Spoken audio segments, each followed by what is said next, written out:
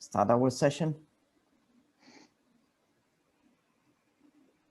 Okay, great. Thank you, Martin. And good morning, good afternoon, good evening, colleagues. Thank you for joining our 6th webinar of Let's Talk Plastics webinar series. For those of you who join us for the first time, the purpose of the series is to facilitate global learning and sharing and inform the development of our plastics offer. So before giving the floor to our moderator, just a few logistics matter. First, please keep your microphone muted during the presentations. You can put your questions and the comments in the chat box. And second, the session is being recorded entirely. Unless we receive objections from the participants or the panelists, the presentations, recordings, and the Q&A summary will be posted on SparkBlue later on. So your questions and comments will be taken into consideration and inform the development of our offer. So with the logistics settled, it's my great pleasure to introduce Ms. Lohelo Desjardins, our moderator today. Lohelo is a senior advisor on marine litter and microplastics at the Norwegian Agency for Development Cooperation. She has 16 years of expertise on environmental and social policies internationally, with a special expertise on Southeast Asia. I understand Lohelo just took her job, I think last week, a new role in NORAD.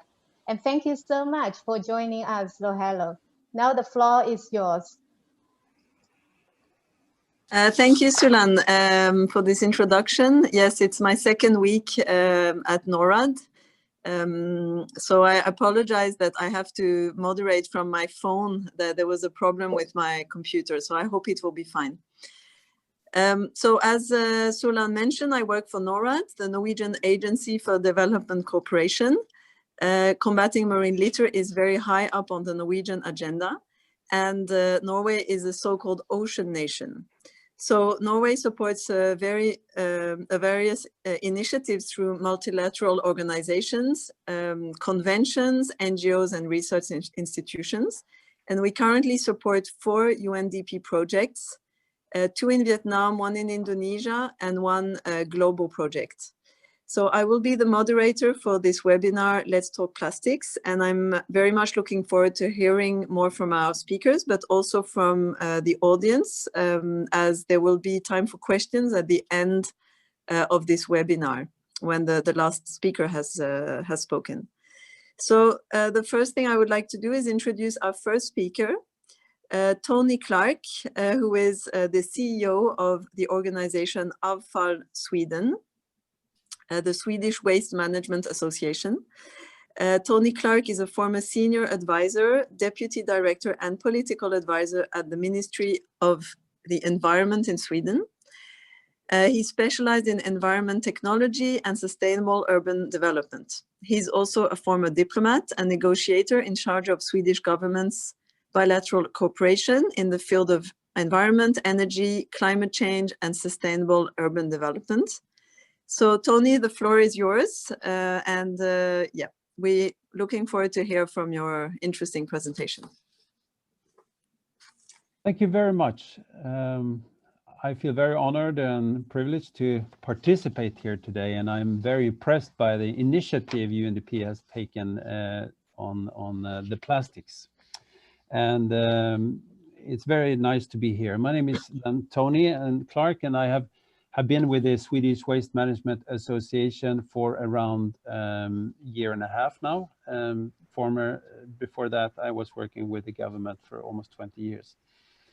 I would like to show you some slides. If I take the next slide, please.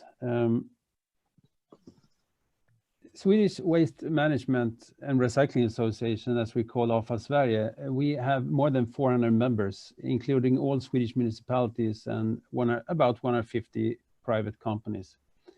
And we do represent 99% of the Swedish population, their waste handling. And we work with the waste hierarchy, of course, where landfill is at the bottom, which we try to avoid in every way we can. And energy recovery is the next step up, where we put some thing that we promote some things that are hazardous or that cannot be taken care of in a recycling way. And then, of course, material recycling is important. Even more today, reuse of products is coming. And recently, much more focus are we putting on reducing waste in different ways, which relates very much to plastics, as we're talking about here today. Next slide, please. Waste is, of course, a resource, and we have a very strong vision, which we follow. It's zero waste vision, it's called. And our long-term goal is of two things. There are two things. One is to decouple the waste generation from economic growth, and also to distinctly climb upward the waste hierarchy. Waste, as I said, is a resource that should be taken care of. Zero waste does not mean that we are working towards recovering or recycling all household waste, but that we should strive towards zero generated waste. Is that an utopia? Yes, perhaps, but we will most certainly always generate some waste. But zero waste must be in our mindset if we are to be credible working with environmental issues and circular economy. Next slide, please. I just wanted to show you this slide just to get a grip of what the EU plus Switzerland, Norway, and Iceland looks like when it comes to working with waste management in general. And to the left, the staple there is EU 28, but then Sweden comes, where you see today we put less than 0.7%, less than 1%, 0.7% on landfills or dump sites today. We have a lot of waste to energy, but also biological treatment and material recycling. Since we are a country that is very cold in the winter, we do use waste to produce heating and electricity. And this summer, we use it also to produce lots of cooling. Next slide, please. How have we then come to reach a situation where we are today? Well, first of all, I'd like to say in the 1947, when our associate organizations was formed, about 100% of all waste was put on landfill. And I actually visited a dump site recently, which very old dump site, and they say wherever they dig in this dump site, it's very, very old. Wherever they dig, we're closing the dump site right now. But wherever they dig, they find old plastic materials. Everything is breaking down but the plastics, relating to the seminar today.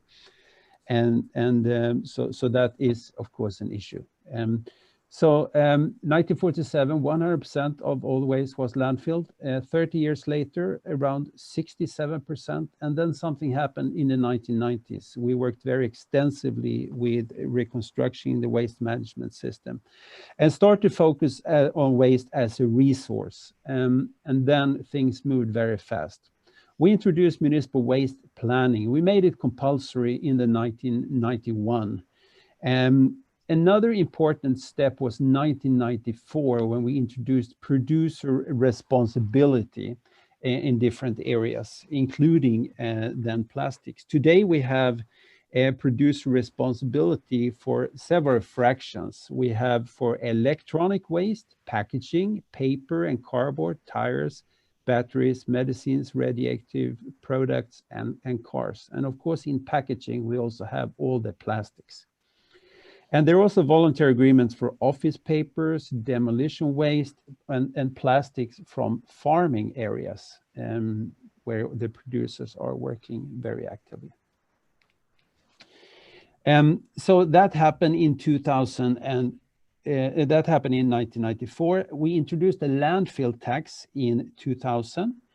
And then we had a ban on landfill of combustible waste in 2002. ban on landfill of organic waste in 2005. And it should also be noted that between 1995 and 2011, the amount of generated waste increased with 27%. So this is the background to the zero waste and how we are working, but also how we manage our waste. We have a lot of work still to do, but we feel that we have done a few things, but a lot of more can be done, of course. Next slide, please. One problem which is evident is, of course, that bad waste management at land creates a lot of problems, not least in our oceans. And we know that the plastic in the oceans is a huge problem. I met a man a couple of years ago, Charles Moore, who found, he was the founder of, he found one plastic island out in the Indian Ocean, and that's a huge island made of plastics from the ocean. But not only big chunks of plastics needs to be taken care of, but also the small ones. Let me say a few things about plastics in Sweden. We use about 900 tons of plastics per year, or 90 kilos per person. There are different things. Microplastics is the biggest source that we use in roads and tire wear. The second largest use for microplastics is artificial soccer turfs and playgrounds. And we also have it when we wash our clothes. It's a gigantic problem. We also have biodegradable plastic, and compostable plastics is used as an environmentally friendly alternative, for example, in disposable packaging of food and waste bags. There are several problems with this. Composting these gives microplastics. They don't break down or decompose, plus gives worse value than even incineration. During the material recycling, the fully recyclable plastic streams contaminated, deteriorating quality as a result. High risk of leakage in nature is another one, and also plastic in water. And in digestion, they stick in the mechanical process. They get stuck in the mechanical process. It's a good idea, but it's really bad. We also have bio-based plastic. Plastic produced from bio-based raw materials can have significantly lower CO2 emissions compared to fossil plastics. And they can make equivalent in quality as fossil plastics. Materials are recycled just like ordinary plastics. However, it's extremely small production today. And what we are looking at now, a new area being looked at, is of course chemical recycling of plastic, where you break down the plastic into constituents through pyrolysis and use it as a new raw material or fuel. And what's happening in Sweden very fast now, we talked about fast textiles where there are lots of plastic content. And what is happening very quickly is that the area is developing also using chemical methods to get the plastics out of the fabrics, and the fabrics can then be reused to produce new garments. And that is an area that is moving very, very quick. Next slide, please. Just say a few, I would like to say a few words of what's happening in the plastic field in Europe and in Sweden. Don't take me for wrong. I think plastic is a very good material, and it should be used, of course, for taking care of, for packaging food that is very sensitive, and it should be used in the healthcare sector and other areas. It's a very good material, very flexible in many ways. But we have too many plastic fractions out there. What EU has been working on, and also Sweden is to introduce a ban on the single-use plastic, like straws, lids, cutleries, etc. And there has been postponement, of course, due to COVID-19, but it will enter into force in all EU countries. In Sweden, we have introduced the taxes on plastic bags in all stores, and it has made an effect. I will come to an example very soon. Circular Economy 2.0 and the New Green Deal are big EU initiatives where there is a lot of work going on to speed up the transformation towards a circular economy. And they're looking at value chains with a model that is more sustainable, with including growth, and which also secure effective and clean resource cycles. And the cycles they're looking at is textiles, construction, electronics, and plastics.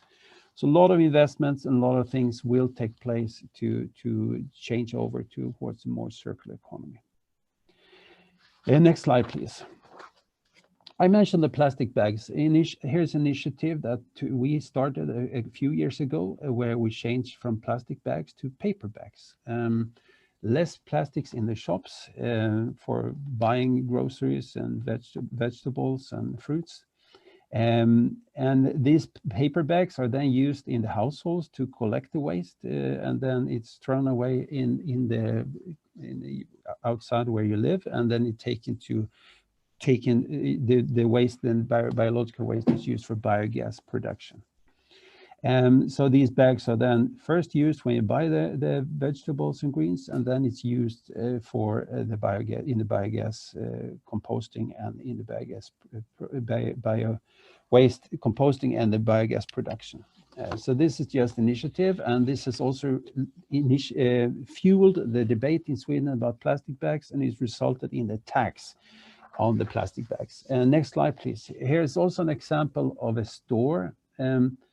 Actually, it's a packaging-free store. You bring your own packages. This is coming also very quick in Europe. You bring your own packages, and you buy the different things in groceries, and you bring it home. A good example of how you can reduce plastic also in the packaging and other materials, and how you can climb the waste hierarchy and reuse products and packaging material. Another example on the next slide is one city in Sweden. This is just to show how much procurement, how much they procured every year, how much plastic folders, hundreds of thousands of single-use aprons, millions of shoe covers, millions of sacks and waste bags, and single-use gloves. This is how it used to be in this city before they started to think about all the plastics that they were using. They started a project where they hired a plastic coach in the municipality, responsible to coach all the different departments in this area. And they have seen a significant decrease of use of the single plastics. Everyone is engaged in that society and helps to reduce the plastic and also to try and test out renewable products. They work a lot with information and lots of education. Next slide, please. The final slide I would like to conclude with is that there are, of course, many things one can do, but plastic is mainly a problem if it's not handled in a correct way in the waste management system. We need to make it simple to do the correct thing for our citizens so they can actually collect and take care of the plastic waste. And so the material also can be recycled in a good way. We need to, in Sweden, not least, we are starting a project right now where we know that in the society there are 90 different plastic fractions. And we are now starting a project where we're looking into if we can replace most plastic fractions with maybe 6, 7, or 8, 10 different plastics instead. We're launching that with a couple of universities, and there's a huge interest in this project, also from industry. That's just an example of what one can do. So with less plastic fractions, it will also be easier to sort and reuse and recycle. Today, too little of the plastic put on the market are recycled. Some advices then to UNDP's future work. I was asked to give 3 advice. I think it's very important that you continue to support government, cities, and communities to, first of all, establish the zero vision and put into action in national policy and local waste management plans this kind of thinking, and very much focus on reuse and reduce the higher steps on the waste hierarchy. And then, of course, recycle the material. Second, put demand on producers through extended producer responsibilities. Put up design criteria. Help communities and countries to work with prolonged guarantees, etc. So producers are really there to make better products that can be reused and be also recycled when they reach their end of life. And finally, introduce steering instruments to promote the recycling. There can be different things like packaging fees, tax on landfills, ban on landfills, or combustible or organic waste. So that was my final remarks and final suggestions. So thank you very much for the opportunity to have this presentation. Thank you, Tony. This was very interesting.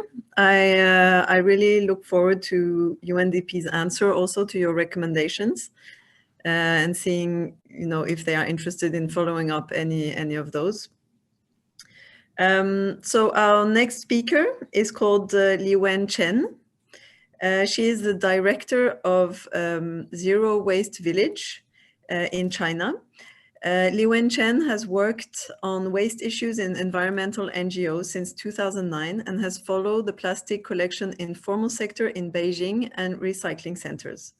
She started working with local township governments to practice waste separation and has promoted bamboo products to replace plastics in the villages since 2017.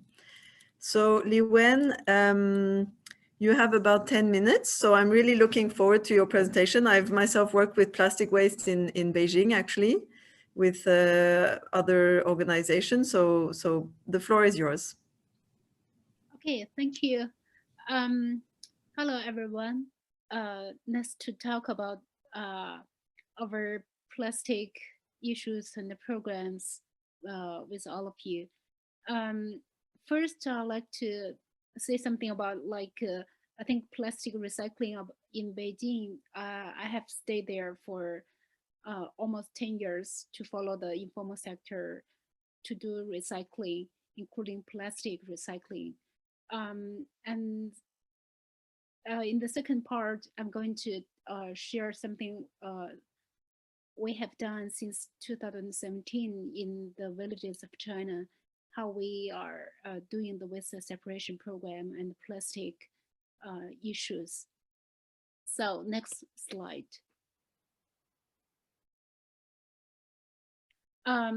So in Beijing, I have followed the informal sector. The informal sector mostly are the waste pickers who are from the villages and went to the cities for jobs in since 1980s. And actually in China, not only plastic, but also like all the recyclables are collected by the informal sector. And so I want to share some photos to see like how the plastic or how different plastics are collected in Beijing and also in other cities as well, such as Beijing, Shanghai, and most cities. I once followed for a while. Okay, next.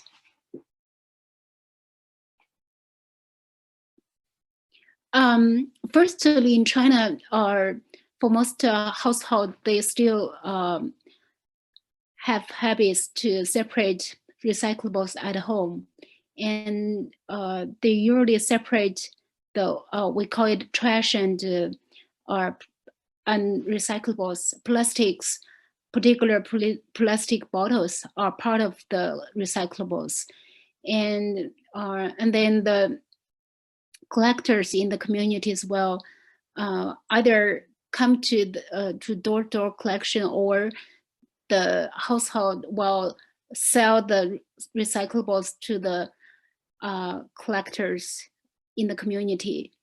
And then they will, the collectors will their collection to the recycling market.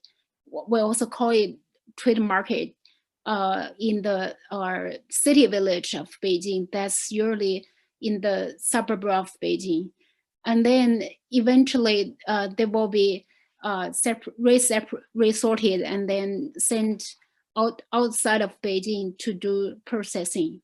Okay, let's see the photos, how it's done.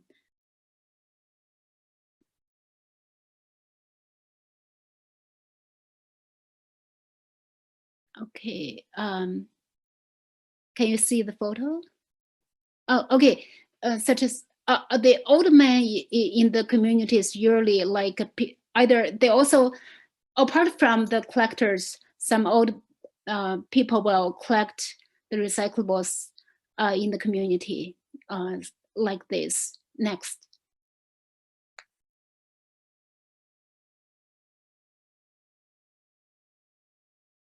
In every corner of in every residential community or the business centers, we usually have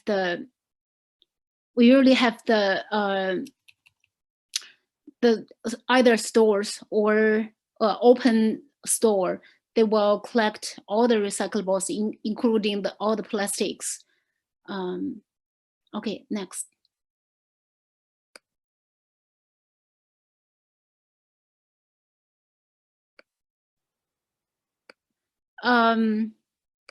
And after 1 day of collection, they usually put different plastic in it.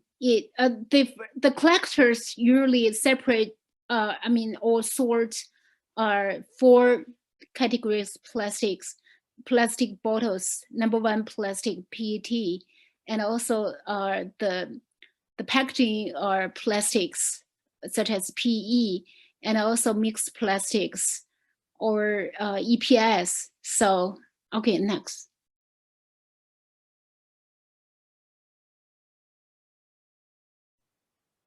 Yeah, this is the other part of the plastic that amounts around 50% of the plastic collected. We call it mixed plastics, apart from number 1 plastic PET bottles. Okay, next.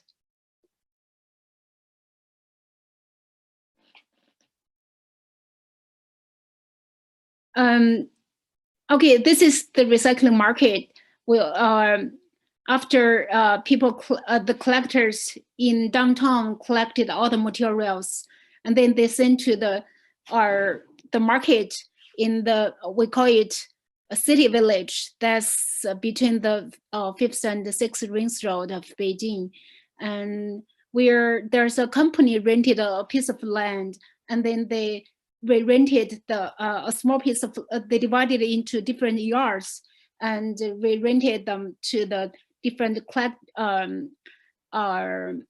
couples. Usually there are couples or a family who run the stores, and then collect different materials such as cardboard, plastics, and then the collector in downtown will around by the end of the daytime, they will send them all the materials to sell them to the recycling market. And in the market, you will see they usually have 4 types of plastic trade stores. Next.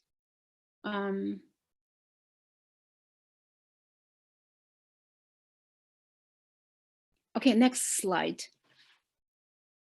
And you will see because I have followed them for many years and talked with the different store runners, and we realized that actually PET bottles usually is large part of the plastic recycling, and also like the EPS, the styrofoam, and also the PE, particularly for the packaging plastics. But we also know that actually plastics are around 1/3 or 30% of all the recyclables traded in the market. So it's a large part of our recycling programs. Okay, next.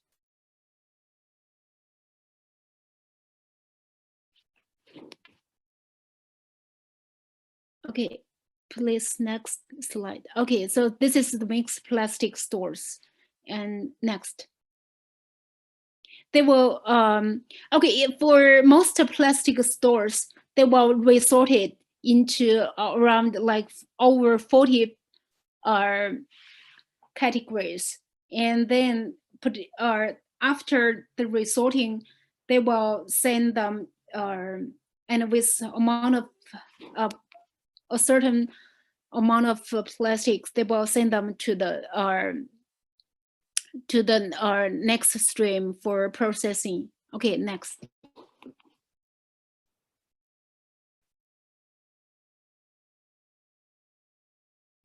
Oh, next. So this is the part of the plastics that is, we call it EPS. And but it's not collected so much as before because it's so light and there's no room for them to compact the styrofoam. Okay, next. So the different, almost you can see all types of plastic collected and treated here, but they also have plastic that are in the bins. You can see where in downtown you couldn't collect. Okay, next. This is part of the plastic collection stores. And they will collect them, line them with the rope, and then to sell them to the processing centers outside of Beijing, like in other provinces. Okay, next. Sorry, too many photos. I just want to show like how people is working in the recycling market for plastic recycling, particularly for the sorting program. And this is a very typical mixed plastic sorting store. They usually have different basket for the sorting. Okay, such as this. In early years of like in early of 2010, they still collect the food delivery packaging, but now it's gone. Okay, next.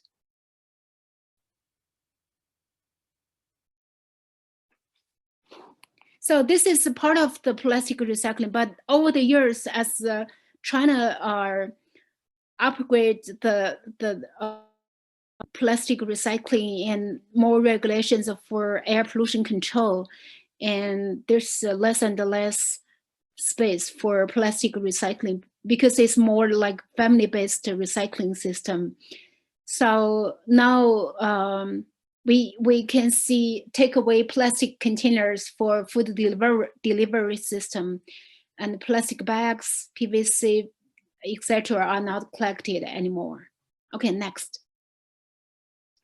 So I think it's a lot. There's a lot of work that the informal sector has done, but I think due to time limit, maybe we can talk about later on. But this part of work is we have done over the past over 3 years. We moved to the villages of China as China. As the villages generated more and more waste, and the government started the cleaning up programs, and we also started with the separation program into 2 bins. One is for the organic waste, the other is for plastic. Not only plastic, anyway, all the non-biodegradable waste. And then it's really great to see that actually after a certain time of intensive education program, over 90% of the families will get the scale and change their action for separation. But the challenge is still in the yellow bin. And last year, when we have a whole ton of separation program, we realized that after the Vista auditing in the for the yellow bin, over 90% of the waste in the to the yellow bin are plastics, and so you will see that. I'm sorry. Okay. Could you wrap up, because you're already almost at 15 minutes. So if you could wrap up quickly so that we can go to the next speaker, that would be great. Thank you. Okay, let's go next slide. I think I will go quickly. Okay, next. Since last year, we built the education program, and one thing we are doing is try to reduce plastic at source. That is to try to replace some plastics with renewable materials such as bamboo products. Because next slide, please. Thank you. Because in the villages in southern China, we we found they still have like lots of bamboo product, and also the yeah, this is how people buy food in the farmers market, but it's all plastic wrapping. Okay, next. So we're planning to replace the plastic bags with the bamboo baskets. That's very traditional actually in southern China, but now it's more and more less used. Okay. So this is the transfer station in the villages, how the plastic is like in the transfer station. Okay, next. I think if you go to the village, the other thing is very really sad is to see the rivers in southern China, in all the waterways. It's after the storm, you see the plastics is along the bank of the rivers everywhere. It's, but with the we noticed that with the separation program, eventually solve the leaking waste to the waterways, because every family has 2 bins. They won't send the waste to the river to the waterways anymore. Okay, next. Okay, this is I think that maybe the last one. What we have done. Next slide. Okay, thank you, Liwen. This was very interesting. Yeah, I want to see like people to see the last photo, like how but we there have will done. be questions for you afterwards, so I think it's important we go to the next speaker, and you have questions for you already in the chat on the China situation in China. I will now introduce our last speaker, Abhay Deshpande. He is the founder of Recycle. Abhay Deshpande is a serial entrepreneur with more than 20 years of experience of building and scaling businesses in the internet and on e-commerce. Abhay's last venture, Recycle, is a digital technology company transforming the waste management and recycling ecosystem in India. Recycle is carving a niche in the waste management space and working with leading brands like Hindustan Unilever, PepsiCo, Johnson & Johnson, Hindustan Coca-Cola, UNDP, etc., and driving several circular economy initiatives. So Abhay, I'm very much looking forward to your presentation, and the floor is yours.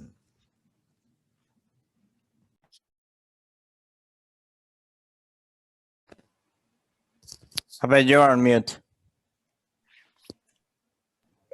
I'm sorry.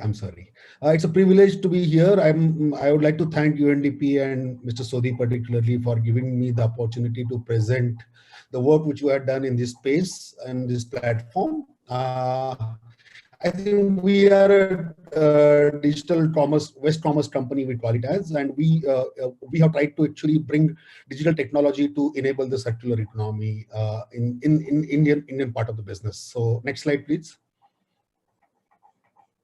So brief about us, we are a 4-year-old company, startup from Hyderabad. I have done 2 startups before. This I called it as a startup with purpose. Like earlier 2 startups were purely commercial in nature. This one has a commercial angle into it, but it has some purpose. That's the solving the waste problem which the country is facing. Currently, we are present across the country in all 35 states and union territories.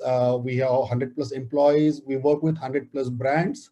And we are channelizing 10,000 metric tons of waste every month through our platform with a complete traceability from the source to the destination. And that is the North Star metric which we track as a company. Next slide, please. So if you look at the India number, India being such a large country, one country which consists around 36 countries inside. So every state in India is a different country altogether. Such a large population, 1.3 billion people, and different kind of like poverty levels are very high. So you can understand that the whole system in India in the waste management is completely informal. So if you look at the numbers, like India almost generates 10 million metric tons of plastic every year. 3.8 million metric tons of plastic gets uncollected. And just to give you some number, there is this industry is a large industry. It's $100 billion market. There is nothing called waste in India. Everything has a value and it has been traded in the offline world, but it's a completely informal and cash driven economy. There are so many middlemen in between because the actual rack pickers and the people who do the collection work actually gets mostly exploited, but they don't really get the value of the work which they do. So when we saw this whole situation here, and there are so many, just to give you a number, there are almost 5 million people who are doing collection, segregation kind of work, and there are almost 2% of Indian population gets food every day because someone in their family is working in waste management. It's such a large industry and such a large impact it creates. So we thought, can we bring some digital intervention here? Because there is so much of decentralization, there is fragmented, everyone working differently. So our approach was to connect all the stakeholders, bring more transparency and traceability and better value for the people who deserve it. Like a collector who is really doing all the hard work of collection, he only gets 20% of the value. But the final guy who's just a mediator in between gets the maximum value because he has the muscle power and money power. So we thought of actually changing that and thought of bringing the digital intervention here. In one line, if you ask me, what we try to do is we're trying to Uberize the trash. We're Uber for trash. Like we're trying to connect all the stakeholders and make sure that they get the right value. Next slide, please. Now, if you look at India as a country, so there are largely 6 stakeholders in the ecosystem, in the waste management ecosystem. One is the producers. Now, these producers are like all the FMCG companies, all the pharmaceutical companies. They are the polluters. They are disposing plastic. They are creating the plastic footprint across the country. Due to the EPR law, which has come in India 3 years back, they are now a part of this ecosystem. Till 2017-18, producers were not involved in it. They were not responsible for it. So now they have become a part of it. They have to collect 50 to 60% of the plastic footprint they are generating in the market. So they are looking for some solution which can help them doing this. Then there are generators. Generators are 2 parts: households, like all our houses here, and the businesses, the hotels, restaurants, companies, industries. They also generate a lot of waste, and they are the major piece of the generators. The third piece is the processors. Processors are all these informal guys like the rack pickers, the kabadiwalas, the aggregators, the guys who have these MRF centers, who do the baling, sorting, all that processing which they do. I think that is a big chunk of the market, and that is the guys who are doing this trade for many years. Then the fourth piece is the recyclers. The recyclers are the guys who really produce something out of this material which they get and bring that circular angle into the economy. And the last one is the government. The government is like all the ULBs, the municipal corporations, all these guys. The primary responsibility of handling the waste belongs to the municipal corporations. But if you look at the numbers, you'll be surprised that the overall budget spent in India on the defense, the municipal corporations, all the India together spends double the amount on the waste management. So that kind of money is spent on handling the waste. So what we thought, that all these stakeholders are there, they are working, but they are completely fragmented. They are not connected with each other. So can we do something there? And can we bring some, and we saw opportunity, like we saw opportunity where the brands need the seamless fulfillment of their EPR obligation. They want to connect with all these service providers and the NGOs and the waste management companies through technology rather than going and looking for them. Same way, the generators were not getting the right channel to discard their waste. They don't know whom to contact. When I have generated so much of waste at my home, I don't really know what to do about it. I only just go and put it in a dustbin. So there was no channel available for them. So that was the opportunity we saw. The processors, because they are so disintegrated, there is no connectivity. We thought that we will provide them a digital technology from which they can be connected with the market. They can get the right price. They can get the right visibility of the material, what they are collected and processed. The recyclers, the challenge and the opportunity was that they didn't had this is an informal segment. So for them, this is a raw material, and for them, they didn't had any visibility on the supply because they don't know whether they will get a sufficient supply next month or not. So that's where we came in and we say we will provide you a consistent and predictable supply through our system, and it will be seamless. And the ULBs, we are providing more data. There is no data system available, and we are providing them the better capacity utilization and more technology where the traceability can be brought in. So we saw those opportunities and we converted those opportunities into the business model and the technology product into it. Next slide, please. So if you look at this, what we did as a company, we just made sure that we created the Recycle is a central cloud hosted platform, and we created various interfaces and solutions for the different stakeholders. And for the brands particularly, it's very easy now. They can just come, log in, see that, put their target that I have a 100 metric ton target from one state of India, and they can find the service providers who can collect it from them. They can make the payment to that service provider directly and through our system itself. So it becomes very simple. A 2 people team or 3 people team can manage 20,000 metric tons of EPR fulfillment, and with a complete transparency. Same way for consumers, we gave the apps, bulk generators, we gave the app through which they can create a pickup request, and a local person can go, like Uber, local collection or local center guy can go and pick up the material from them. The payments are made digitally to them through our system itself. The waste pickers also are provided with the similar apps through which they can get a better pricing for their material, that 15-20% better, because there's no middleman. We're trying to remove those unnecessary middlemen from the systems. Same way, we are trying to get those recyclers, the waste to energy companies, a consistent supply through our system. So that's how we build this whole solution. The next slide, please. So this is the currently running model in India, which is effectively running. We're doing almost 10,000 metric tons of plastic channelization through our system, and we are working with 1,000 plus aggregators, 500,000 consumers, 500 plus aggregators, and thousands of rack pickers. All they use this our system. So I will just explain this in 2 minutes. If you see from left to side, left side are the waste generators. And then they just create a pickup request using our app. There is an app specially made for them. And they say, I have this material. Can somebody come and pick up? Then that request goes to a nearest, it's a hyperlocal business, that goes to a nearest center, which is in that locality. That person has this app. He picks up, schedules a pickup request. His person goes there. He does the pickup. He confirms the quantity, and the payment made to the generator through our app itself. So this whole system is happening completely transparently. Now we have also developed a smart center solution, which digitizes these smart centers of the ULBs, these municipal corporations. So we know at which area, how much waste was generated, how it is transported, how much material has come, how much was the LDP, how much was HDP, how much was PET, how much was the MLP, everything is tracked in our system. So that also has been, we have partnered with 30 plus municipal corporations, and we have implemented this solution there to bring more visibility and transparency in the material. Now, all this material which is collected at these centers, MRF centers and dry resource collection centers, is processed, baled, and then made ready to sell it to the recyclers. So these guys earlier, the centerpiece where we call it as the dry DRCC centers, they didn't have a connection with the recyclers directly. There were many middlemen in between. So we removed that layer and we connected them with the recyclers directly, so that they are also able to get 10 to 15 or 20% extra income out of this. So this connection also has worked.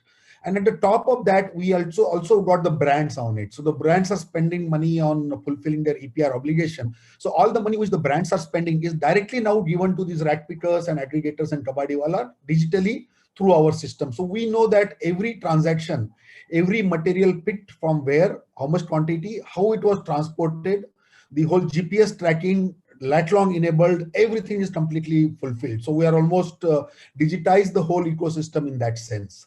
Next slide, please. So this was briefly what I want to cover. The recommendations to UNDP was, I think, using social media, digital media for the massive scale awareness is, I think, going to help us in a big way, because today, thanks to the pandemic, everyone is online, whether he's 10 years, 20 years, 40 years, or 75 years. Everybody is digital and everybody is using technology. Everybody is using mobile.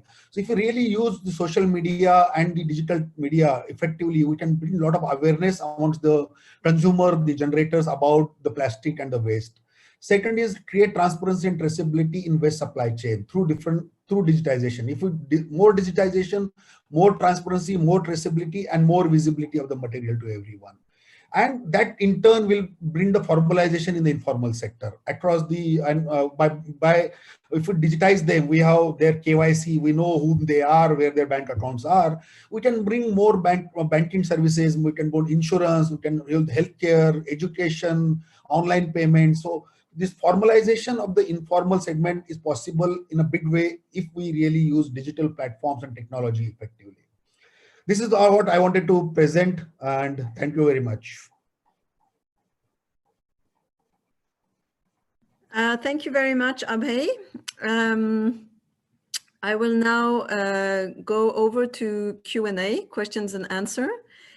So we have quite a few questions. I'm not sure we're going to be able to answer all of them, but I'm going to have one question per speaker, and then we'll go around like that until we have no time, or yeah, people need to leave. Okay, so there's been a discussion now on the chat about biodegradable plastics. These are questions to Tony. So the question asked was whether biodegradable plastics is a good idea. This was for implementation in Cambodia. And that's the first question for Tony, and that you can just maybe remind what you wrote in the chat. And the second question for you is whether all waste in Sweden is handled locally or is exported to developing countries like other European countries. So maybe just the two questions. Yeah, thank you very much. When it comes to the biodegradable plastics, there was this question from Cambodia. Thank you very much for the question. There is an old standard, a global standard, I think, on composting of biodegradable plastics. It's not updated, and we don't think it's good. Our experience is that this is not fully compostable, as I also write in my answer. But in Sweden, we do not mainly use composting, but we have, since we produce biogas from bio-waste, and there is also the plastics ends up in those digesters. We used anaerobic digestion. It is not also composting. It's not also being degraded in that process. So biodegradable plastic is in our experience, is not a good material for that part either. But the biggest risk, as I write, is of course that it seems like people believe that, you know, I can throw this in the nature even, or I can throw it anywhere and it will break down by itself, the material. And that is, I think, is the biggest risk, that it's being promoted as a very good material, it will break down itself, but it's not happened. So that is, of course, I think is the biggest risk, that it's been promoting in that way. Then, of course, there can be other treatment methods, of course, which I'm not aware of. But this is, I think, is the biggest risk, that you create a belief. The other question was, do we export waste to other countries? Well, I would say some waste streams are, of course, taken care of locally. I mean, bio-waste is, of course, taken care of locally. We do fertilizers and we do biogas, as I mentioned. There are other waste, household waste is taken care of locally. There's nothing that we do export. There are other materials that is being exported to other countries, mainly within the European Union, because there are different factories within the EU that takes care of certain waste streams and produce new materials. We also have, in Sweden, for example, we receive a lot of the electronic waste because we have we have a special melter that takes care of electronics and also gets the metals out of the electronics. So lots of electronic material is being sent to north of Sweden, where this one of the largest factories in Europe for this kind of thing exists. So that's mainly, but I think there are also illegal streams that goes to countries where it should not go. But we don't work with that as municipality organization, unfortunately. Okay, thank you. There is a question to Li Wen Chen from Guillermo. Would you please provide a reference of China imports of plastic waste in the last 10 years before the ban on imports? If you need time to answer, we can also go to the next question and you can answer when you're ready, Li Wen. That's totally fine. I think currently I didn't have to reference on hand, but I did have that. Okay, but no problem. Yeah. Okay, I'm going to go to the next question.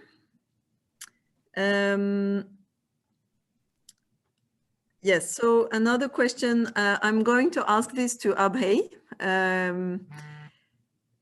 It's about introducing extended producer responsibility measures. So the question was initially to Tony for Sweden, but I feel like when looking at Cambodia and India, there's a closer relationship, although they are of course very different countries, than with Sweden.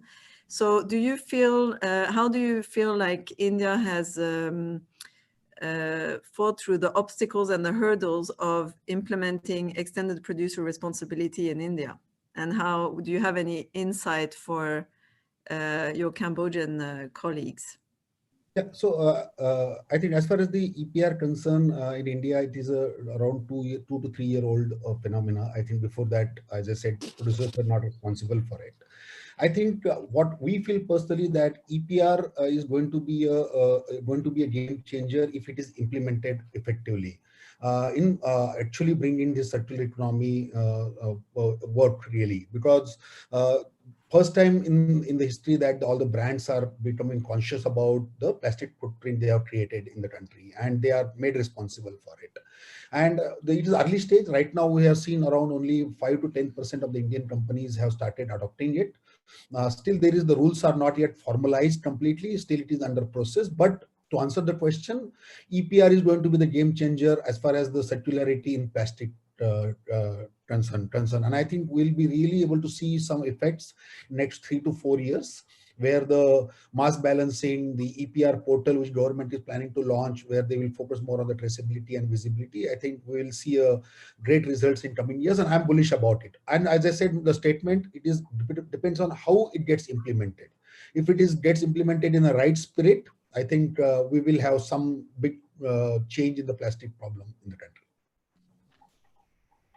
Okay, thank you. I'm going to stay on this question because I think this is very key to finding a solution to how to handle plastic waste. So I'm going to ask Tony, how did your organization or other organizations convince the government and especially the companies to actually implement and adopt EPR regulations in Sweden, despite probably some of them being negative or not wanting to? Well, I think we are having such a discussion right now, and it follows from the Rio principle, polluter pays principle. If you put a product on the market, you also need you should pay for the waste when it comes waste. I always say when you put the product on the market, you also put waste on the market, because one day it will become waste. So we have created different systems here, and we have been pushing very hard. I don't know if you noted recently, this umbrella organization, Break Free from Plastic, they just recently launched the report. They have collected 300,000 plastic pieces in 55 countries. And they point out already today that you have Coca-Cola, PepsiCo, Nestle, Unilever, Mondelez International. They are the big polluters. And they actually say here, Ellen MacArthur Foundation, also they refer to say there's a lot of talk, little action from these companies. And they say that the plastic waste will be doubled by 2030 and tripled by 2050 if nothing happens. So in Sweden, we have been very clear. We said this is not the role of the municipalities to take care of this. It's not the role of all citizens to bear the cost. The cost should be borne by the companies. So they pay for putting it on the market, and they also pay they pay in a certain amount most of the times. And then when it's end of life, this fund, the money is then used to take care of the material. So we have just been very hard on this and said this is not something every citizen should pay. You put the waste in the market, you're responsible. It follows on the polluter pays principle. Thank you. I think for our Cambodian colleagues, I think that what you can look at is whether these companies have already EPR systems in place in other countries. And if they are operating in your country, then you have a very good argument to tell them, well, now it's going to happen here as well. So that's a good suggestion. And also corporate social responsibility. They talk about that all the time, how good they are. Show it, show their action. Okay, we're going to go to the next question. This is a question from George, who is asking to all speakers, so anyone who has something to say about this can answer. Are the waste collection and sorting systems financially sustainable? Do the operators break even? What motivates them to continue in business? Is there one of you who wants to answer first? Abhay, maybe? Yeah, I think if this, we have seen that the waste collection and the segregation, if it is done by the private players, has been a profitable business. Particularly, I'm talking about from the Indian context perspective. Little more atomization and better technology provided, I think they will be able to make a decent profit out of it. Again, as I suggested, it's a hyperlocal business. The waste in the raw format cannot travel more than 5-6 miles. So there will be limitation as far as the scale concerned, but from the profitability perspective, collection sorting done in the hyperlocal area, I think is something definitely proven profitable. As I said, there are in India, there are 5 million people who are actively doing a trade in this space and are earning their livelihood through this business. And this is something proven very well. And this is not just one category. I think this works about, they deal in multiple categories. They deal in e-waste, they deal in plastic, they deal in paper. So it's an aggregation of all the categories together. They cannot just be a plastic aggregator or something. So I think that ecosystem does exist, and the financial viability as far as the local collection and sorting is definitely there. And at a large scale, what we have seen that there are some professional companies like large companies, Ramki and all those stuff. They have created large infrastructure for the municipal waste sorting and separation. They are also able to demonstrate the profitability into that. So that's, I think, is a very much proven model. It should not be a challenge. And may I say, this question is asked in the wrong way, actually, because you should not, I mean, a producer, there should not be the calculation about if it's profitable or not. I mean, if you put the product on the market, you're responsible for it. I mean, we have heard this discussion going on in Sweden as well. We have now newspapers producers, they say that, oh, we cannot, it's really bad for the newspapers. And it's too expensive to collect all these papers. And we say, well, that's fine, but you put it on the market and you should pay for it. It's not a matter of profit or not. So that is also where we have to keep the stance really tough in Sweden right now towards the producers, because they do a plus and minus calculation on this. It's not about that. It's a service. It's an environmental obligation. Only the question was more about the trade part of it, not for the EPR part of it. No, so but EPR... I just answer on the EPR part of it. Okay. Thank you. We will just move on. So there is a comment from Yu Hong. It's not really a question, but I think it's an interesting topic. So I'm going to turn it into a question. Hopefully I'm reflecting what this person meant. So Yu Hong means things that she has read or he has read, that plastic can be turned into oil. China has this technology. Do you think that it is economically feasible? And is it true that China has the technology to turn plastic into oil? Who is the question for who? There's no really... I was the trade and investment counselor in China at our embassy for 6 years. So I believe China can do most things. I'm not surprised. They're very capable of most things. But the thing is, actually, if you use this plastic and you turn it into oil and you burn the oil, that's one thing. You should not downscale any product. I mean, if you have it as plastic, let's reuse it as plastic and use the material over and over and over again. I don't know what kind of oil we're talking about, but the material should be, of course, recycled in the best way it can. This is my take on it. We have, for example, textiles today, which are just shredded down and used for insulation in cars. And then after that, you scrap the car, you cannot use the textile anymore. You just have to burn it. So instead of finding ways to reuse the textile over and over and over again, which is, of course, where we're heading. So that's my take on it, at least. We should not downscale. If I can add, maybe, yeah. I think it depends on whether it's turned to energy or oil. I think it's not that clear, maybe in the question. I'm just okay. We have another question from Moiko. Thank you very much for the very interesting example about circular system in India. So this is a question for you, Abhay. Yeah. Not all plastic materials are suitable for recycling. In addition to EPR, has there been any measure to mandate brands to improve product designs to enable high rates of recycling of materials as well? Yeah, so I think in India there are multiple recyclable and non-recyclable plastic packaging is being used by the brands. The amount they pay for recyclable plastic is the non-recyclable plastic is almost 3 times more, because this plastic nobody collects. The rat pickers and all these guys don't collect it. So what happens here, that the incentives paid by the brands, the EPR fees paid by the brands is really used to incentivize the collection of the ecosystem, and that's working there.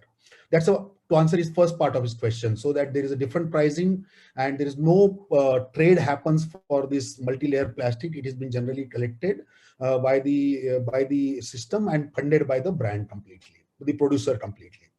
The second question was that whether the brands are moving from non-recyclable to recyclable. Yes, I think most of the brands have now started moving their packaging from non-recyclable to recyclable, and they have even taken the commitment that by 2025, or some are saying by 2030, they would like to move from the multi-layer plastic to a recyclable plastic, and that process is on.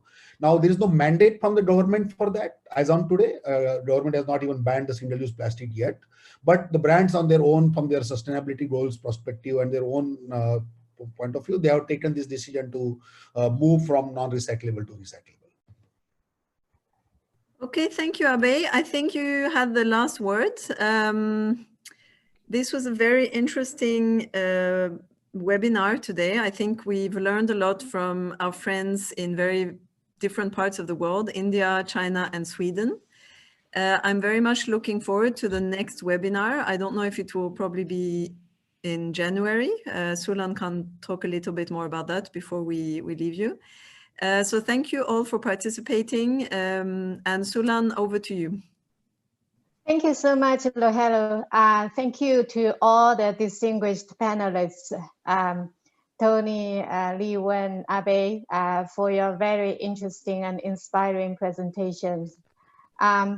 We look forward to continue this intellectual journey with all of you, because we know that actually there's no one-size-fits-all solutions, and the solutions are very challenging actually when we implement them into different country contexts, whether they are in China or India or Cambodia or many other countries that import plastics, that they cannot actually implement the EPRs because they cannot even find the producers in their countries, especially for island countries. So this webinar series will continue in 2021 on a monthly basis. We look forward to the next session, perhaps at the end of January after holiday. And we look forward to your continuing participation and contribution to this journey we are taking together with you. So in addition to webinar, if you have ideas, colleagues from different country offices from around the world, or you have speakers that you would like to nominate or even take on the initiative to organize a panel, put them together to share with our family, please contact the Plastics Task Force at plastics@undp.org. With that, I wish you in advance a very happy holiday and a wonderful, prosperous, happy, healthy New Year of 2021. Thank you to everyone, and wish you and your family health. Have a good day. Maybe Martin, you want everyone, this is really, you want everyone to turn on their video and just to say hello to everyone before we leave. Please, just to say goodbye, turn on your cameras and turn on your sound so we can say a proper goodbye and end this session. Have a great morning, afternoon, or evening, everyone. Goodbye. Bye. Bye. Bye. Thank you. Thank you all. Thank you. Bye bye. Bye. Bye. Bye. Stay safe, everyone. Bye. Bye-bye, everyone.